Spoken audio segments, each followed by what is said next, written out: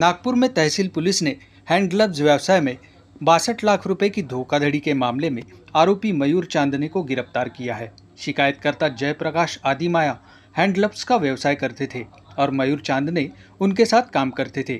जानकारी होने के कारण आरोपी ने माल भोपाल में बेचने के लिए दिया था।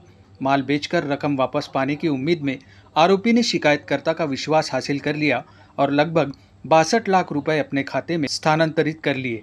नागपुर पुलिस ने जांच के क्रम में आरोपी को हरियाणा तक खोज निकाला। विशेष टीम ने हरियाणा में छापेमारी के दौरान मयूर चांदने को गिरफ्तार किया। गिरफ्तार आरोपियों के खिलाफ धोखाधड़ी और विश्वासघात का मामला दर्ज किया गया है। पुलिस इस बात की जांच कर रही है कि क्या आरोपी ने किसी और को भी धोखा दिया है। इस घटना से व्यापारिक क्षेत्र में हड़कंप मच गया है। सहायक पुलिस निरीक्षक गांधीबाग पुलिस ने कहा कि हमने सभी प्रकार की जांच के बाद आरोपी को गिरफ्तार किया है और आगे की जांच कर रहे हैं कि किसी व्यापारी को तो धोखा नहीं दिया। फिर्यादी जयप्रकाश धिंगडा यांच्या ओळखीचा आरोपी मयूर मुलचंदानी यांच्यासोबत काम करत होता। फिर्यादीचा हँडग्लोव्हचा बिझनेस आहे।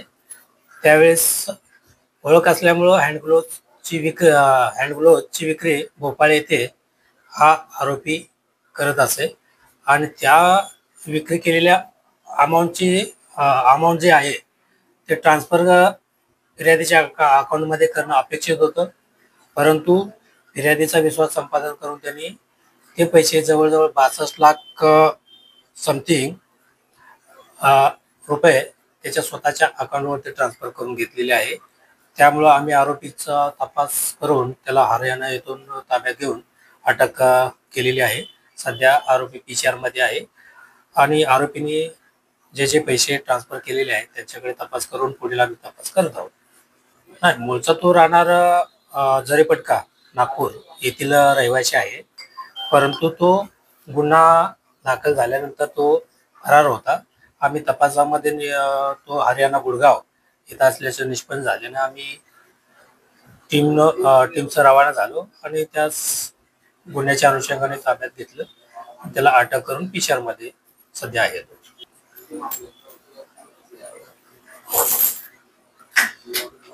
आम्ही तपासकामी आम्ही स्वतः पोलीस सिपाही पंकज मारसिंगे, पोलीस नाईक अनुप असे या टीम मध्ये आम्ही जाऊन आरोपीचा शोध घेऊन ताब्यात घेतलेला आहे।